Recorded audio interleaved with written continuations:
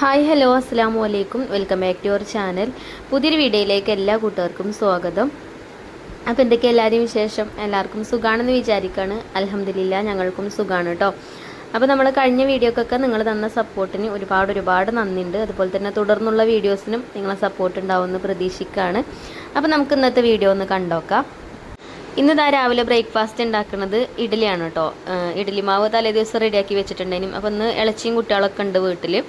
അപ്പോൾ ബ്രേക്ക്ഫാസ്റ്റ് കുറച്ചധികം വേണം കുട്ടികളൊക്കെ ഉണ്ടാകുമ്പോൾ. പിന്നെ സ്കൂളില്ലാത്ത ദിവസം കേട്ടോ, ഞായറാഴ്ച എടുത്ത വീഡിയോ ആണിത്. അപ്പോൾ ഇഡലി സാമ്പാറും ആക്കാമെന്ന് വിചാരിച്ചു. സാമ്പാറിനുള്ള പരിപ്പ് ഇതാ ഞാൻ കുക്കറിൽ ഇട്ട് കൊടുത്തിട്ടുണ്ട്. കുക്കറിൽ ഇട്ടിട്ട് നല്ലോണം കഴുകിയിട്ട് വെള്ളം ഒഴിച്ചുകൊണ്ട് അങ്ങനെ ആദ്യം പരിപ്പ് വേവിക്കാമെന്ന് വിചാരിച്ചു. പിന്നെ ഈ ഒരു കുക്കറിൻ്റെ ലിങ്ക് കുറേ കൂട്ടുകാർ ചോദിച്ചിട്ടുണ്ടായിരുന്നു. ഇത് നമുക്ക് ഇപ്രാവശ്യം ഇൻഡസ് വാലിയിൽ നിന്ന് റിവ്യൂ ചെയ്യാൻ വേണ്ടിയിട്ട് കിട്ടിയിട്ടുള്ള കുക്കറാണ്. 5 ലിറ്ററിൻ്റെ കുക്കറാണ് കേട്ടോ. അപ്പോൾ ഇതിൻ്റെ ലിങ്ക് ഞാൻ ഡിസ്ക്രിപ്ഷൻ ബോക്സിൽ കൊടുക്കുക, അതേപോലെ തന്നെ കമൻറ്റ് ബോക്സിൽ പിൻ ചെയ്തും വെക്കാം. നല്ല കുക്കറാണ് കേട്ടോ. നമുക്ക് നെയ്ച്ചോറും ബിരിയാണിയൊക്കെ ഉണ്ടാക്കാനും അതേപോലെ കുറച്ചധികം ആൾക്കാരൊക്കെ ഉണ്ടാകുമ്പോൾ സാമ്പാറൊക്കെ ഉണ്ടാക്കണമെങ്കിൽ കുറച്ച് വലിയ കുക്കർ വേണ്ടേ. എൻ്റെ കയ്യിലുള്ള കുക്കറൊക്കെ ചെറിയ കുക്കറുകളാണ് കേട്ടോ. അപ്പോൾ ഈ ഒരു കുക്കർ കിട്ടിയപ്പോൾ ഉപകാരമായി. അതേപോലെ സാമ്പാർ ഉണ്ടാക്കാനും ബീഫ് വെക്കാനും എല്ലാത്തിനും എടുക്കാമല്ലോ നമുക്ക്. അപ്പോൾ സാമ്പാറിനുള്ള കഷ്ണങ്ങളൊക്കെ കുറേ കഷ്ണങ്ങളൊന്നുമില്ല. ഞാൻ ഫ്രിഡ്ജിൽ പോയി നോക്കിയപ്പം കുറേശ്ശൊക്കെ ഉണ്ടായിനും. ചെറിയ കഷ്ണം മത്തന്, അതേപോലെ വെണ്ടക്ക, കൂടുതലുള്ളത് വെണ്ടയ്ക്കാണ് കേട്ടോ. പിന്നെ ചെറിയൊരു പടവലങ്ങ അതൊക്കെ ഉണ്ടായിനും. അപ്പോൾ ഞാനതിങ്ങനെ തൊലിയൊക്കെ കളഞ്ഞ് റെഡിയാക്കിനെ. അപ്പോൾ പിന്നെ ഇളച്ചി പറഞ്ഞു ഞാൻ ആക്കിക്കൊണ്ട് വന്നാണ്. പിന്നെ ഓളും അത് കട്ട് ചെയ്യാനൊക്കെ നിന്നിട്ടുണ്ട്.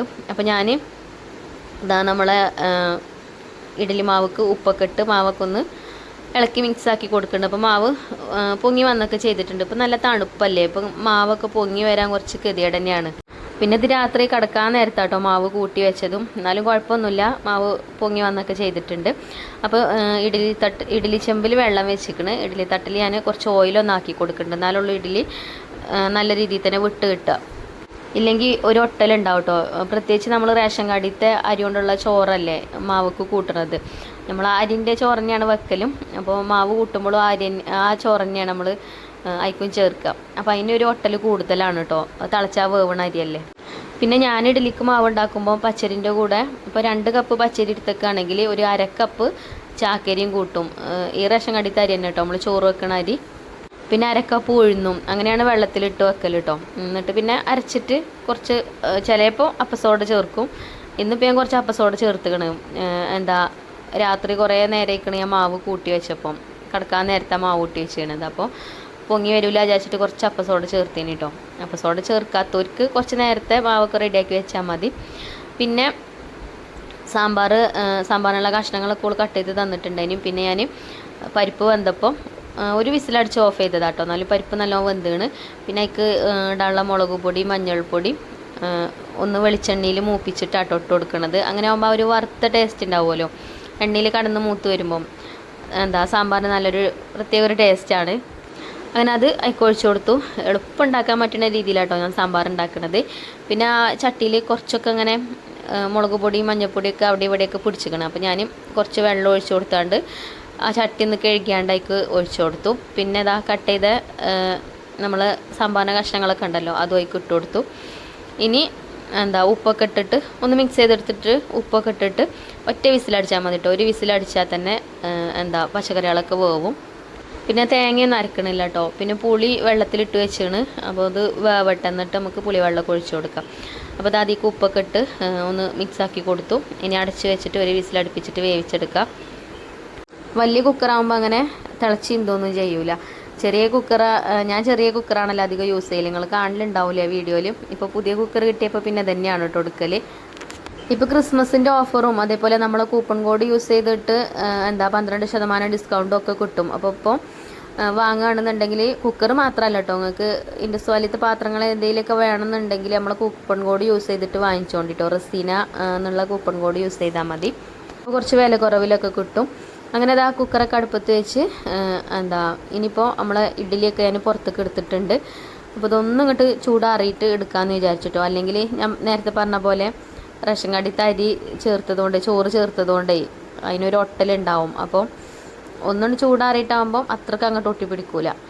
അപ്പോൾ ഞാൻ ഇഡ്ഡലി തട്ടുന്ന ഇഡ്ഡലിയൊക്കെ മാറ്റുന്നുണ്ട് കേട്ടോ. നല്ല സോഫ്റ്റ് ആയിട്ടുള്ള ഇഡ്ഡലിയാണ്. പിന്നെ കുറേ ആൾക്കാരൊക്കെ ഉണ്ടാകുമ്പം ഇങ്ങനത്തെ ബ്രേക്ക്ഫാസ്റ്റൊക്കെയാണ് നല്ലത്. എന്നാൽ പിന്നെ എളുപ്പമാവും ചെയ്യും. പിന്നെ അതേപോലെ ഉണ്ടാക്കാനും നമുക്ക് സുഖമാണ്. അപ്പം ദോശയ്ക്കാണെങ്കിൽ അങ്ങനെ ചുട്ടുകൊണ്ട് നിൽക്കണ്ടേ. അപ്പോൾ ഇതാ ഇഡ്ഡലിക്ക് പിന്നെ വീണ്ടും ഒഴിച്ചു കൊടുത്തിക്കണം കേട്ടോ. അത് പിന്നെ അപ്പുറത്തെ അടുപ്പിൽ വെച്ചിട്ടുണ്ട്. പിന്നെ അതേപോലെ ചോറിനുള്ള വെള്ളം അടുപ്പത്ത് വെച്ചിട്ടുണ്ട്, അടുപ്പൊക്കെ കത്തിച്ചാണ്ട്. അപ്പോൾ സാമ്പാർ ഇത് അവിടെ ആയിക്കൊണ്ട് നിൽക്കുന്നുണ്ട് കേട്ടോ. ഒരു വിസിലൊക്കെ അടിച്ച് അതിൻ്റെ പ്രഷർ പോയപ്പോൾ ഞാനത് തുറന്ന് നോക്കി. അപ്പോൾ വെജിറ്റബിൾസൊക്കെ വെന്താണ്. ഇനി നമുക്ക് ഇതിക്ക് പുളിവെള്ളം ഒഴിച്ചു കൊടുക്കാം. അപ്പോൾ പുളിയൊക്കെ വെള്ളത്തിലിട്ട് വെച്ച് ഇനി അപ്പോൾ പുളി പിഴിഞ്ഞിട്ട് വെള്ളമൊക്കെ ഒഴിച്ചു കൊടുത്തിട്ടുണ്ട്. പിന്നെ ഉമ്മാൻ്റെ വിശേഷങ്ങൾ എന്താ വീഡിയോയിൽ പറയാത്തത് ചോദിച്ചിനി. ഉമ്മാക്ക് പ്രത്യേകിച്ച് കുഴപ്പമൊന്നുമില്ല കേട്ടോ. ഉമ്മാക്ക് ജലദോഷം പനിയൊക്കെ ഉണ്ടായിനി, ഇപ്പോൾ കുറവുണ്ട്, ഇപ്പോൾ മാറിയിരിക്കണ്. ഞാൻ ചുക്ക് കാപ്പി ഉണ്ടാക്കി കൊടുത്തിനി 2 ദിവസം. അപ്പോൾ അതൊക്കെ കുടിച്ചപ്പോൾ അങ്ങനെ മാറിയിട്ടോ. പിന്നെ ഗുളിക കഴിച്ചപ്പോൾ അങ്ങനെ മാറിയാണ്, ഇപ്പോൾ കുഴപ്പമൊന്നുമില്ല. അപ്പോൾ ഇതാ സാമ്പാർക്കില്ല പുളിയൊക്കെ ഒഴിച്ചു കൊടുത്തു, പുളിവെള്ളമൊക്കെ ഒഴിച്ചു കൊടുത്തു. ഇനി ഒന്ന് ഞാൻ ടേസ്റ്റ് ചെയ്ത് നോക്കിട്ടോ. അപ്പം എന്തോ ഒരു കുറവില്ല പോലെ തോന്നി. അപ്പോൾ ഞാൻ കായം ചേർക്കാൻ മറന്നിട്ടുണ്ടേന്. അപ്പോൾ കുറച്ച് കായപ്പൊടിയും കൂടെ ചേർത്ത് കൊടുക്കുന്നുണ്ട്. ഞാൻ സാമ്പാർ ഉണ്ടാക്കുമ്പോഴേ തേങ്ങ വറുത്തരച്ച സാമ്പാർ പൗഡർ ഉണ്ട് എൻ്റെ അതിൽ, നമ്മളെ ഹോം ഷോപ്പത്തെ പ്രൊഡക്റ്റ് ആട്ടോ. അത് ചേർക്കും ചിലപ്പോൾ മസായി സാമ്പാർ പറഞ്ഞിട്ടൊരു സാമ്പാർ പൗഡർ ഉണ്ട്, ചിലപ്പോൾ അത് ചേർക്കും. രണ്ടിനും ടേസ്റ്റിന് വ്യത്യാസമുണ്ട് കേട്ടോ. അപ്പോൾ കായപ്പൊടിയൊക്കെ ചേർത്ത് കൊടുത്തു. പിന്നെ ഉപ്പൊക്കെ നോക്കിയപ്പോൾ ഉപ്പ് കുറവുണ്ടായിനി. അപ്പോൾ ഞാൻ കുറച്ച് ഉപ്പും കൂടെ ഒക്കെ ഇട്ട് കൊടുത്തിട്ടുണ്ട്. അപ്പോൾ സാമ്പാർ ഇത്രയേ ഉള്ളൂ. ഇനിയിപ്പോൾ ഒന്ന് വറവിട്ടെടുത്താൽ മതി. അപ്പോൾ ഇന്നത്തെ സാമ്പാർ മസായി സാമ്പാറാണ് കേട്ടോ. പിന്നെ ഈ മസായി സാമ്പാർ പൗഡർ മാത്രമല്ല, ഓരോരുത്തർ കുറേ പ്രൊഡക്റ്റുകളുണ്ട് കേട്ടോ. രസപ്പൊടി, അതേപോലെ തന്നെ മന്തി മസാല, മുട്ട മസാല, ബിരിയാണി മസാല, ബീഫ് മസാല, അങ്ങനെ കുറേ പൗഡേഴ്സ് ഉണ്ട് കേട്ടോ. അപ്പോൾ ഒക്കെ നല്ല പ്രൊഡക്റ്റുകളാണ്, നമ്മൾ യൂസ് ചെയ്യണതിന് ആണ് കേട്ടോ. ഇതാണ് മസായി സാമ്പാർ പൗഡർ. അപ്പോൾ ഇതിട്ടിട്ടാണ് കേട്ടോ തൂമിക്കണത്. ഞാൻ വെളിച്ചെണ്ണയിൽ ഉലുവയും കടുകും പൊട്ടിച്ച് കറിവേപ്പിൻ്റെ ഇലയും വറ്റൽമുളകും ഇട്ട് പിന്നെ നമ്മൾ മസായി സാമ്പാർ പൗഡറും കുറച്ചിട്ട് കൊടുത്തു. അങ്ങനെ അതാ മൂപ്പിച്ചിട്ട് നമ്മൾ കറിക്ക് സാമ്പാർക്ക് ഒഴിച്ചു കൊടുത്തിട്ടുണ്ട്. അപ്പം ഇപ്പോഴാണ് നല്ല അടിപൊളി സാമ്പാറായത്. സാമ്പാർ പൗഡർ ചേർത്തപ്പോൾ നല്ല സ്മെല്ലൊക്കെ ഉണ്ട് കേട്ടോ. പിന്നെ സാമ്പാർ ഉണ്ടാക്കുമ്പോൾ ഉച്ചക്ക് പിന്നെ ഇനി ചോറിനും എടുക്കുക. ഇഡ്ഡലിക്ക് മാത്രമല്ല, ഉച്ചക്ക് ബാക്കി ഉണ്ടെങ്കിൽ ഉച്ചക്ക് ചോറിനും അതന്നെ എടുക്കുക. പിന്നെ മീനുണ്ട്, ഞാൻ ഐസൊക്കെ വിടാൻ വേണ്ടി പുറത്തേക്ക് എടുത്ത് വെച്ചാണ്. ഫ്രിഡ്ജിലുണ്ടതിന് മീൻ, അപ്പോൾ അത് പൊരിക്കും ചെയ്യാം. അപ്പോൾ രാവിലെ തന്നെ ബ്രേക്ക്ഫാസ്റ്റും ആവും, ചോറും കൂട്ടാനും അതും ആവും. ചോറിന് ഇതിൻ്റെ അടിയിൽ അരിയൊക്കെ കൊണ്ടുപോയി അടുപ്പത്തിട്ടിട്ടുണ്ട് കേട്ടോ. അപ്പോൾ അത് അവിടെ കിടന്നിട്ട് അങ്ങനെ വന്നോളും. പിന്നെ എപ്പോഴും ഇങ്ങനെ അടുപ്പത്തിക്കണൊക്കെ കാണിക്കുമ്പോൾ നിങ്ങൾക്കും ബോറടി ആയിക്കാരും. പിന്നെ ഇന്നലെ ഞാൻ വീഡിയോ ഇട്ടിട്ടില്ല. എനിക്ക് സ്റ്റോക്ക് റൂമിൽ പണി ഉണ്ടായിന് കേട്ടോ. സ്റ്റോക്ക് റൂമിൽ സ്റ്റോക്ക് എണ്ണാനും സ്റ്റോക്ക് റൂം ഒന്ന് വൃത്തിയാക്കാനൊക്കെ ഉണ്ടായിന്. കുറേ ദിവസം അതിന് സ്റ്റോക്കൊക്കെ പോയിട്ട്. അപ്പോൾ അതൊക്കെ റെഡിയാക്കലേന് ഇന്നലത്തെ പണി. പിന്നെ അവിടുന്ന് വന്നപ്പോൾ നേരെ ഒരുപാട് അയക്കണ്. അപ്പോൾ ചോറിന് കറിയൊന്നും ഉണ്ടാക്കിയിട്ടില്ലേന്. പിന്നെ അതിനൊക്കെ നിന്ന് പിന്നെ ഇപ്പം ഞാൻ ഒറ്റക്കല്ലല്ലോ, ഉമ്മി അനിയത്തി കുട്ടിയൊക്കെ ഉണ്ടാവുമല്ലോ ഫുഡ് കഴിക്കാൻ. അപ്പോൾ പിന്നെ ഞാൻ അപ്പോൾ വീഡിയോ ഇടണ്ടാ വിചാരിച്ചിട്ടോ. വീഡിയോ ഇടാൻ നിന്നാൽ പിന്നെ ചോറൊക്കെ ആയിട്ടുണ്ടായിന്, പിന്നെ കൂട്ടാനൊക്കെ ഉണ്ടാക്കാൻ നേരം വൈകും.